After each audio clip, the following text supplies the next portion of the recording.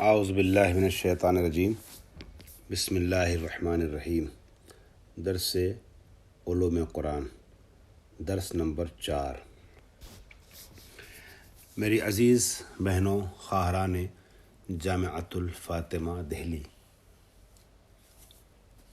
ہمارا درس علوم قرآن کے سلسلے سے چل رہا تھا اور اس سلسلے میں کچھ تمہیدی گفتگو پیش کی گئی، اور اس کے بعد جب کہ عدم تحریف پر کچھ مختصر گفتگو ہو چکی ہے، آغا خوئی کی کتاب کے بارے میں کچھ اشارے ہوئے، اور فتنہ تحریف قرآن یعنی کوشش تحریف قرآن کے متعلق جو کی جا رہی ہے آج، اس کے متعلق کچھ گفتگو ہوئی اور کچھ خاکہ پیش کیا گیا۔ اب آج مقدماتی درس کے بعد درس نمبر 1 جو آپ کی کتاب کا، اس میں داخل ہو رہے ہیں۔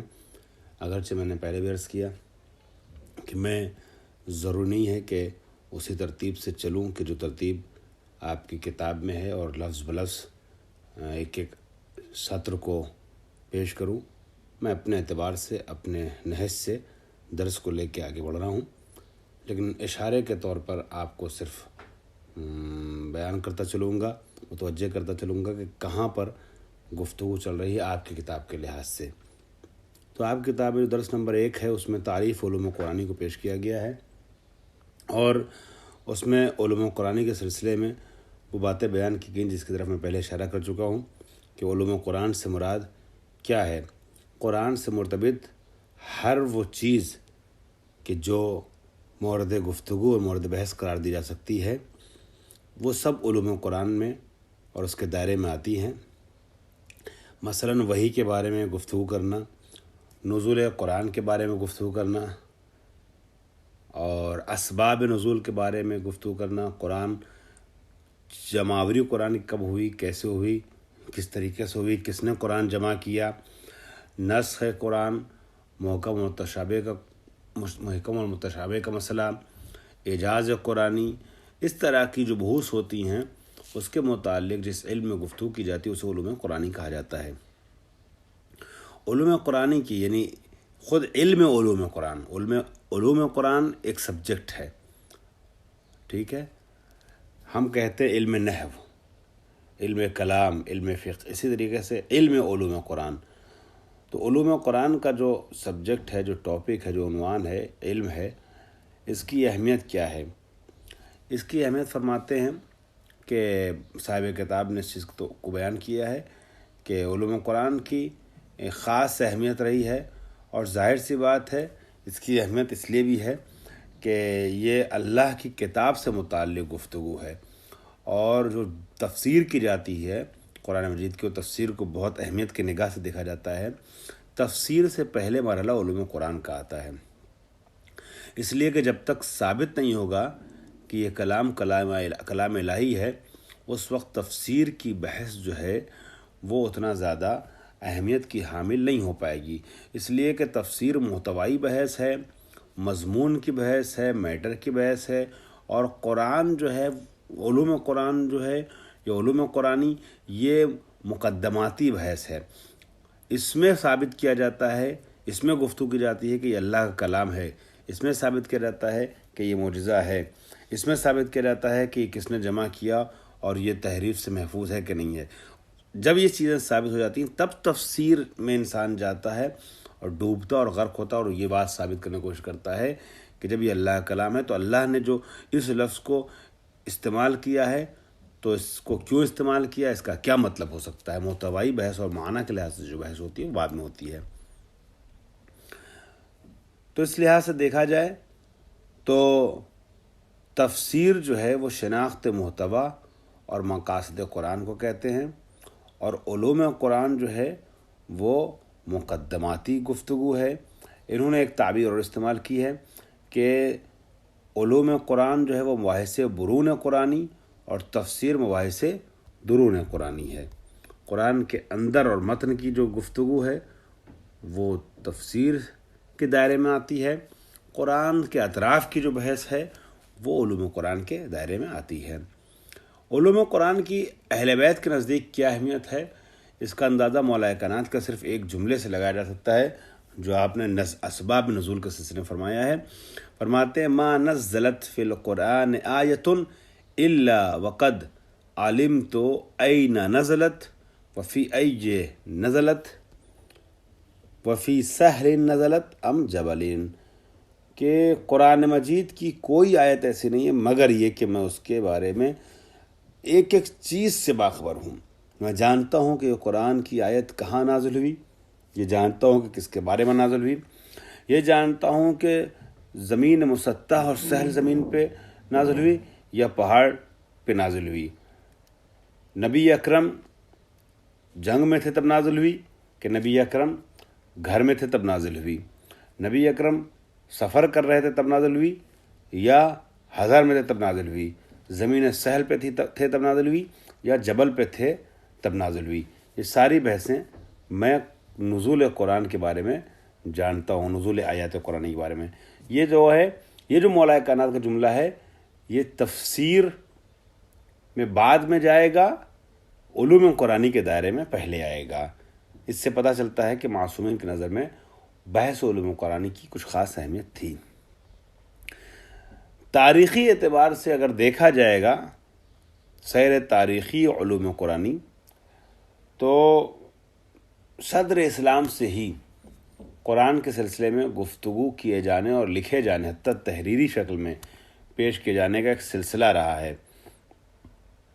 علماء کا یہ ماننا ہے کہ اصحاب پیغمبر کے درمیان، البتہ یہ عامہ کی گفتگو ہو رہی ہے ورنہ ہم لفظ اصحاب امیر المومنین کے استعمال نہیں کرتے ہیں، لفظ اہل بیت استعمال کرتے ہیں، لیکن عام گفتگو ہو رہی ہے اس نقطۂ نگاہ سے. اصحاب پیغمبر کے درمیان سب سے پہلی شخصیت کہ جس نے علوم قرآن میں اور اس موضوع پر گفتگو کی ہے وہ امیر المومنین کی ذات ہے. مولا کائنات پیشگامان تفسیر و علوم قرآن کی حیثیت رکھتے ہیں، یعنی متقدم ترین شخص کی حیثیت رکھتے ہیں. اور آپ نے ابتدائی بحثیں جو ہیں وہ قرآن مجید کی جمع کی ہیں یا قرآن مجید کے متعلق گفتگو کی ہے. مولا کائنات کے باقاعدہ مصحف کی گفتگو ہے جو بہت سی کتابوں میں ذکر کیا گیا ہے، اور یعنی یہ بیان کیا گیا ہے کہ مولا کائنات کے پاس باقاعدہ ایک ایسا مصحف تھا جس میں مولا کائنات نے اطراف میں اس کے قرآن کے حاشیے پر ساری چیزیں تحریر کی تھیں. اس کی گفتگو شاید آگے آئے اگر وقت رہا تو، کہ مولا کائنات نے شان نزول، سبب نزول، موقع نزول، معنی، ترجمہ، یعنی مطلب ترجمے سے مراد یہ ہے کہ مفہوم، یہ ساری چیزیں بیان کرتے ہوئے قرآن مجید کو اکٹھا کیا تھا. جلال الدین السیوطی جو تاریخ الخلفاء کے رائٹر ہیں، اور مجھے نہیں معلوم میری گفتگو کس کس تک پہنچے گی، کون کون سنے گا، مگر میں بے دھڑک یہ بات کہتا ہوں کہ جلال الدین السیوطی اہل سنت کے ان علماء میں سے ہیں کہ جن کے اوپر مجھے ان کی کثرت علمی کی بنیاد پر تعجب ہوتا ہے کہ عقیدے کے اعتبار سے وہ اپنے کو کیوں نہیں سنوار سکے. کیونکہ جس کو یہ اپنا امام مانتے ہیں، جس کو اپنا خلیفہ اور رہبر مانتے ہیں، اس سے کروڑ گنا زیادہ علم کے حامل تھے. جس کو اپنا خلیفہ مانا انہوں نے 1 سے لے کے 3 تک، جن کی پیروی کرتے ہیں. جلال الدین سیوطی ملا جلال الدین سیوطی اس آدمی کا نام ہے کہ جس کو دنیا علم میں 1400 سال کی تاریخ میں ٹاپ 10 میں اگر رکھا جائے تب بھی صحیح ہوگا، بھیجا نہیں ہوگا. اور میں بارہا یہ بات کہتا ہوں کہ جلال الدین سیوطی، افسوس آتا ہے کہ انہوں نے امیر المومنین کو خلیفہ چہارم ماننے کا عقیدہ کیسے اپنے دماغ میں بسائے رکھا، باقی رکھا، اتنا زیادہ علم ہونے کے باوجود. ہر فیلڈ میں ان کی کتابیں موجود ہیں. اگر میں جلال الدین سیوطی کے بارے میں گفتگو کروں گا تو وقت ختم ہو جائے گا آج کے درس کا، لہٰذا چھوڑ رہا ہوں.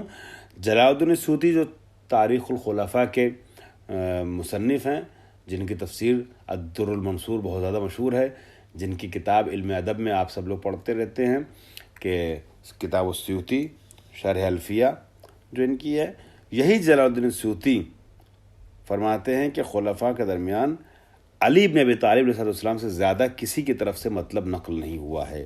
سب سے زیادہ بحوث قرآنی علی کی طرف سے نقل ہوئے ہیں. اور اس کے علاوہ عبداللہ ابن عباس اور عبداللہ ابن مسعود وغیرہ نے بھی اس سلسلے میں بہت سی باتیں بیان کی ہیں اور لوگوں کو تعلیم دی ہے. یحییٰ بن یعمر جو ابو الاسود دؤلی کے شاگرد تھے، انہوں نے ایک کتاب لکھی فن قرات کے سلسلے میں. ان کے بارے میں بھی کچھ عرض کرتا ہوں ابو الاسود دؤلی کے سلسلے میں اگر وقت رہا آج کے درس میں. تو حسن بصری نے اچھا یہ 89 یعنی پہلی صدی ہجری کی بات ہے، آپ دیکھیے گا پہلی صدی ہجری کے یہ ہیں یحییٰ ابن یعمر جنہوں نے 89 میں وفات پائی ہے. کتاب ہو سکتا ہے اور پہلے لکھی ہو. تو حسن بصری 110 ہجری میں ان کی وفات کی تاریخ ہے. انہوں نے کتاب لکھی ہے قرآن مجید کے سلسلے میں عدد آیات کے بارے میں. اس کے بعد جو ہے کچھ کتابیں اور ملتی ہیں ناسخ و منسوخ محکم و متشابہ وغیرہ کے سلسلے میں الگ الگ کتابیں تحریر کی گئی ہیں. اب آئیے آپ چھٹے قرن میں تھوڑا سا اور فاصلے کے بعد آئیے. چھٹی صدی ہجری میں ابو الفرج عبد الرحمن بن علی بن جوزی ہیں. انہوں نے کتاب فنون الافنان فی اعجاز القرآن تحریر کی. ان کتابوں کے نام آپ اپنے ذہنوں میں محفوظ رکھیے گا اور رائٹر کے ساتھ امتحان میں آئے گا. میں پہلی عرض کر رہا ہوں، ٹھیک ہے. مختلف موضوعات اس میں انہوں نے سمیٹ دیے ہیں. یا 8ویں صدی ہجری میں اگر آ جائیے تو محمد بدر الدین محمد بن عبداللہ زرکشی، بہت بڑا نام ہے، بہت مشہور نام ہے زرکشی کا اس فیلڈ میں. 794 ہجری جن کی تاریخ وفات ہے، سن وفات ہے. انہوں نے اس سلسلے میں سب سے بڑی کتاب لکھی ہے، جامع ترین کتاب لکھی ہے. اس کتاب کا نام ہے البرہان فی علوم القرآن، جس میں 47 موضوعات اکٹھا کیے گئے ہیں. پھر آ جائیے اب جلال الدین سیوطی کا نام آ گیا. انہوں نے اور محکم اور بڑی کتاب تحریر کی ہے جس میں 80 موضوعات کو علوم قرآن کا سمیٹے ہیں اور اپنی کتاب کا نام رکھا ہے الاتقان فی علوم القرآن. الاتقان فی علوم القرآن یہ جلال الدین سیوطی کی لکھی ہوئی کتاب ہے. یہ بڑی بات ہے. ان کا مختلف فنون پر تفسیر بھی ان کی موجود ہے. علوم قرآن سے متعلق بھی کتاب ہے. اور علوم قرآن سے متعلق دیکھیے لوگ 47 لکھ رہے تھے تو بہت بڑے مانے جا رہے تھے، انہوں نے 80 لکھ دی، 80 موضوعات سمیٹ دی اس کے اندر. اس کے بعد اگر آپ آ جائیے تو علوم قرآن کے سلسلے سے جو اہم ترین منابع ہیں اس کو میں ریپیٹ نہیں کروں گا کیونکہ اس کے پہلے میں ذکر کر چکا ہوں کتابوں کا، لیکن خاص کر تاکید کروں گا کہ ہو سکے تو البیان فی تفسیر القرآن جو آخوئی کی ہے اس سے آپ انٹرنیٹ سے یا کہیں سے ڈاؤن لوڈ کیجئے اور ڈاؤن لوڈ کرنے کے بعد اس کا مطالعہ کیجئے جس حد تک ممکن ہو. کم سے کم بحث تحریف ضرور پڑھیے گا آج کے دور کو دیکھتے ہوئے. اب اس کے بعد اگلے درس میں یہ قرآن مجید کے نام اور صفات کا سلسلے میں گفتگو کرتے ہوئے بیان فرماتے ہیں قرآن مجید کے کم سے کم 4 نام جو وہ ہیں جو خود قرآن مجید نے اپنے نام ذکر کیے ہیں. ٹھیک ہے، قرآن ہے، ذکر ہے، فرقان ہے. قرآن، کتاب، ذکر اور فرقان. قرآن نے خود اپنے یہ 4 نام بیان کیے ہیں. یہ نام وہ ہیں جو قرآن کے اپنے بیان کردہ نام ہیں. ٹھیک ہے، سب سے پہلا نام کیا ہے؟ قرآن. بل ہوا قرآن مجید، یہ ایک نام. دوسرا نام قرآن نے کیا کہا؟ کتاب انزلناہ الیک، کتاب. تیسرا نام ھذا ذکر مبارک، یا انا نحن نزلنا الذکر وانا لہ لحافظون. یا فرقان، تبارک الذی نزل الفرقان علی عبدہ. یا سورہ فرقان خود ایک پورا سورہ موجود ہے. یہ 4 نام ہیں، اپنے ذہن میں رکھیے گا. ٹیسٹی امتحان میں اس کے متعلق سوال ہو سکتا ہے. 4 نام دیے جائیں مثلا کہ اس میں سے کون سا نام قرآن کا ہے، بدل کر کے آپشن ہو تو آپ کو اس حساب سے ٹک لگانا ہوگا کہ جس میں 4 نام سما جائیں. واخر دعوانا الحمدللہ رب العالمین.